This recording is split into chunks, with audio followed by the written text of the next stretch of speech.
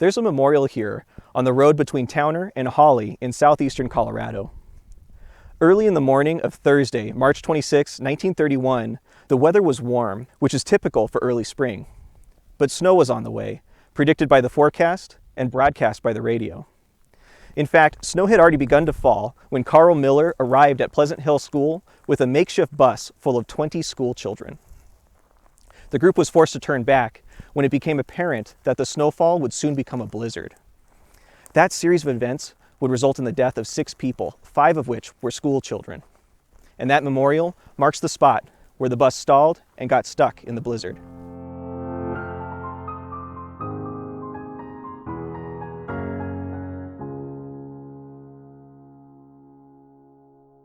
This is Loops, the series where we string together topics using connections until we bring it around to complete a loop. You might wonder why they didn't just hunker down at the school. It's true that the school might not have been the most comfortable place to stay the night, nor did it have enough food, but in the end, the wrong decision was made and the danger was a surprise. Miller himself was reluctant to attempt driving the children home when he was told to turn back, but he set out into the snow anyway. With nothing but snow to see through the windshield, the bus was almost immediately lost and got stuck in an irrigation ditch by the road. Miller tried to keep the group warm by making a fire out of their school books and instructing the children to move around. This was effective for some time, and maybe it even helped them to make it through the night. But the following morning was well below zero, with winds up to 70 miles an hour. Miller decided to set out on foot to search for help, but he would be lost to the blizzard. His body was found almost 3.5 miles to the south, with his hands cut up from the barbed wire fence he was following. By the time help arrived, about 32 hours after the bus had left the school, 3 of the children had already succumbed to the cold. 2 more would die from their injuries later.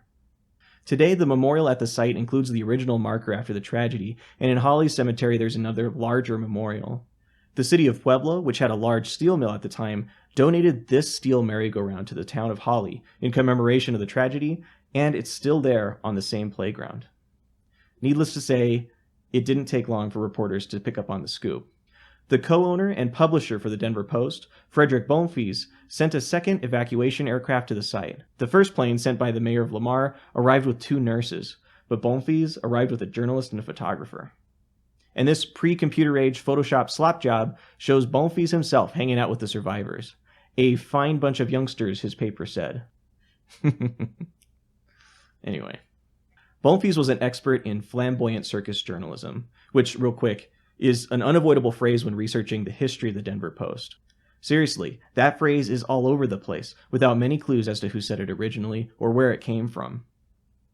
But it appears to be accurate. Bonfils and his business partner, Harry Tamman, purchased the Evening Post together in 1895, and by most reports, turned the paper around, renaming it the Denver Post. Their flair for flamboyant circus journalism may be a part of what earned them the ire of the attorney, William Plughat Anderson. In 1901, the Denver Post hired Anderson to help exonerate a client that they had been running stories about. When Bonfils and Tamman discovered that Anderson was accepting money from both the newspaper and the client, the relationship between the two parties turned sour. This culminated in a confrontation that resulted in Bonfils being shot twice in the stomach and Tamman being shot once. The Denver Post's first female reporter, Polly Pry, is credited with intervening and wresting the gun away from Anderson, saving her bosses from additional injury and probably from losing their lives. But it gets stranger, though. Anderson ended up being acquitted after 2 hung juries, and then the third trial resulted in Bonfils and Tamman being convicted of jury tampering. The motivation that Bonfils and Tamman had for hiring Anderson in the first place was to breathe life back into one of the juiciest stories of the 19th century in Colorado, and in fact it was Polly Pry's idea. The client that was in the middle of the dispute between Anderson, Bonfils, and Tamman was this guy. In 1901, Alfred Packer was incarcerated. He had been in prison for 18 years of his 40-year sentence. That sentence, by the way, broke the record in the U.S. for the longest custodial sentence. Thanks to the work of Polly Pry and the support of her bosses, Packer's reputation improved greatly in Colorado. Charles Thomas's last official act as governor of Colorado was granting Packer parole. This was the second lucky break that Packer got after the Colorado Supreme Court overturned his original sentence, the death penalty, since Packer's crimes were committed before Colorado had become a state. So let's back up. In November of 1873, Packer was near Salt Lake City when he saw a group of 20 men headed to Breckenridge, Colorado, where a gold strike had just occurred.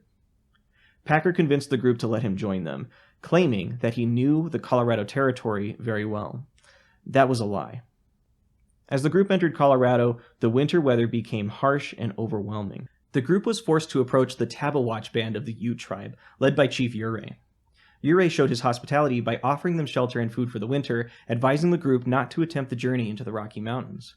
But remember, the group was after gold and didn't want to miss out on the gold rush in Breckenridge. After spending some weeks with the tribe, 11 of the men decided to continue with their next stop, being the Los Pinos Indian Agency.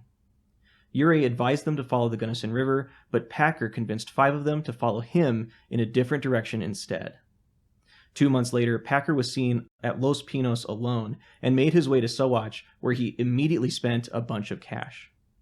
One of the group who had stayed with Urey's encampment found Packer in Sowatch and immediately noticed that Packer's stories didn't make sense.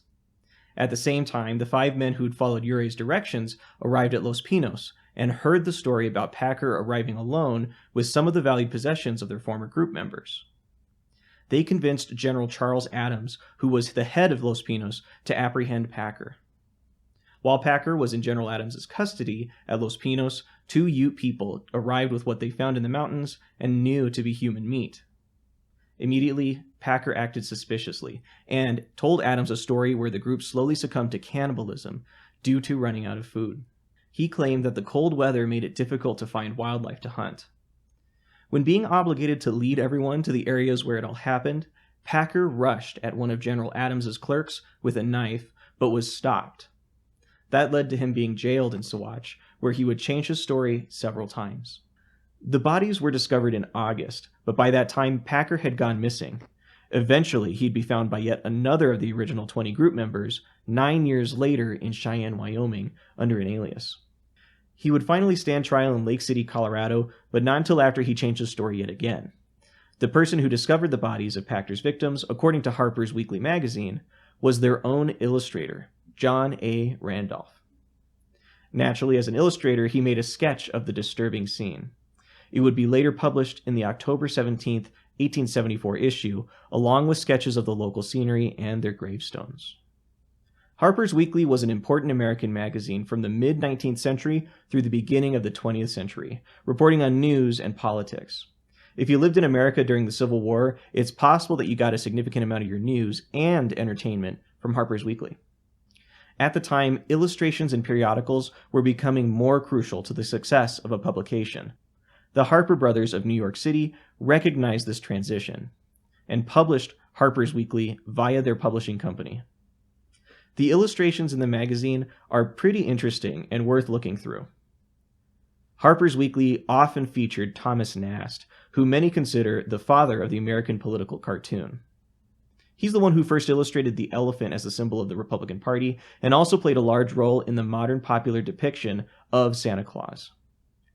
Harper's Weekly would also be the first American magazine to publish a work of Sir Arthur Conan Doyle, and it was a Sherlock Holmes adventure titled The Adventure of the Cardboard Box. Americans got their exposure to Sherlock Holmes stories via the works that were published in England and distributed in the United States, but at the time, many American publishers freely pirated English works. With illustration becoming important to publications in America, England, and elsewhere, the visual depiction of Sherlock Holmes was just as important as how he was described in the fiction. In fact, arguably, the most important part of Holmes, beyond his pipe, was never described in Doyle's writings. The deerstalker hat he wore, which first appeared on Holmes's head in the illustrations of Sidney Paget, never appeared in any of Sherlock Holmes's written canon. Paget, a fan of the deerstalker hat himself, didn't realize that he was redefining the significance of the hat. Nowadays, it's much more commonly associated with detective work than its original purpose. If you were an English hunter spending considerable time outdoors following your game, you'd need a hat that could shade your eyes and your neck. And if the hat were double-billed, then you wouldn't have any brim over your ears, interfering with your hearing. That also meant that if you needed to warm your ears, the hat could have flaps that come down to cover them. Most deerstalkers are produced with fabric that uses patterns and colors that hide you from your game as well, by mimicking the patterns and colors of the nature that you were hiding in. A perfect practical hat for the English hunter, and really not too shabby looking either. At the time that the deerstalker hat was popular, the late 19th century, the British were learning about these principles of camouflage in the natural world. Charles Darwin noted in The Origin of Species that the colors of animals were one of many traits that were selected for via evolution. Another English naturalist, Edward Bagnall Poulton, added to this in 1890 with The Colors of Animals. Darwin and Poulton's writings agreed, stating that animal coloration had a wide variety of evolutionary advantages, including camouflage. An American, Abbott H. Thayer, would be heavily influenced by these writings and would contribute his own text focusing specifically on camouflage, called Concealing Coloration in the Animal Kingdom. Thayer probably overestimated the prevalence of camouflage in the world of animal coloration, receiving criticism from many other naturalists, including Theodore Roosevelt. But Thayer would go on to contribute his expertise in camouflage to things beyond natural science. In 1898, Thayer presented a proposal for painting camouflage on boats to the U.S. Navy during the Spanish-American War. His proposal wouldn't result in any changes, but he remained adamant. In 1912, shortly after the sinking of the Titanic, Thayer would write an article published in the United States Hydrographic Bulletin. During a time when it seemed unbelievable that a ship would collide with such a large white object like an iceberg, Thayer explained that white would be counterintuitively invisible in the dark of night. He approached the Navy again in the beginning of World War I, and this time he was successful in convincing them to try painting camouflage on their ships. The resulting patent that was granted led to Thayer's theory of countershading being applied to merchant ships along the eastern seaboard. Countershading is a phenomenon in nature where animals have lighter coloring on their undersides and darker coloring on top. Since most animals in most situations are lit by the sun in the sky, their tops receive more illumination and their undersides more shadow. To an observer, this difference makes it easier to distinguish the animal from their background. But for the purposes of camouflage, countershading can diminish this lighting effect, reducing the animal's visibility. In addition, countershading can remove clues about an animal's spatial orientation. Countershading is all over the animal kingdom, and the examples are inexhaustible. There are even examples of reverse countershading, like the coloring that honey badgers have. Like bright colors, they can also be a form of aposematism, or colorations that serve as warnings. Thayer also suggested dazzle camouflage, though the application of this in the military likely didn't come from his suggestion. This coloration, like seen in nature with zebras, can make it difficult to tell the precise direction and speed of an object, and it can even trick an observer into thinking that the object is moving in the opposite direction. As military camouflage programs matured, the best designs for what worked got honed into many of the patterns that we see today. With coloration technology being able to reproduce colors with high precision, the military did what it always does, and standardized. These colors were defined in what was called the Federal Standard 595. Now it's managed by SAE International under a slightly different name, but it has the exact same purpose: to standardize all colors that the government could order from a contractor. Here are some of the modern camouflage colors, like aircraft exterior gray and light green camouflage. But take a look through these colors and you'll find plenty with the purpose of anti-camouflage, kinda like the honey badger. Like these two, 13415 and 13432. Before we find out what these colors are for, let's review how we got here. The Pleasant Hill bus tragedy was an important story for Frederick Bonfils, who along with his partner were shot by attorney William Anderson, who was legal counsel to the infamous cannibal Alfred Packer, whose victims were discovered and drawn by illustrator John A. Randolph, who worked for Harper's Magazine, the first American magazine to publish a Sherlock Holmes story about the famous detective who wore a deerstalker hat, a hat preferred by English hunters for its practical camouflage, a topic on the minds of English naturalists who influenced American Abbott H. Thayer, who convinced the U.S. Navy to start utilizing camouflage in their war efforts. And the colors of camouflage in the U.S. military were standardized within the Federal Standard 595. These two standards both come from a shade of yellow that was developed by Dr. Frank Sear in 1939. Funny enough, he would call the shade orange, but after deciding upon the color, he became known as the father of the yellow school bus. This color in particular was chosen because it stood out in most natural settings, and black lettering was easily read upon it during the low light times of the early morning and the late afternoon. Sear organized a national conference to bring together transportation officials and school bus manufacturers. Together, they published 44 standards for school buses, including their signature yellow color. Many of these standards were tweaked or changed over the years, but the color stayed the same. Sear's conference, funded by the Rockefeller Foundation, was the culmination of years of work he had put into the study of school transportation. The work of Sear and his colleagues was heavily influenced by public tragedies related to school transportation, the most famous of which was the Pleasant Hill bus tragedy.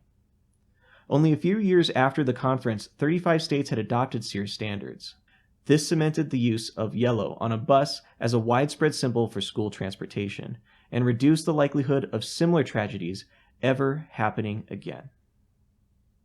Well, that's a third loop. If you want to learn more, check out the references at the end of the video, and thank you for watching. And that memorial marks the spot where the bus got stalled and stuck in the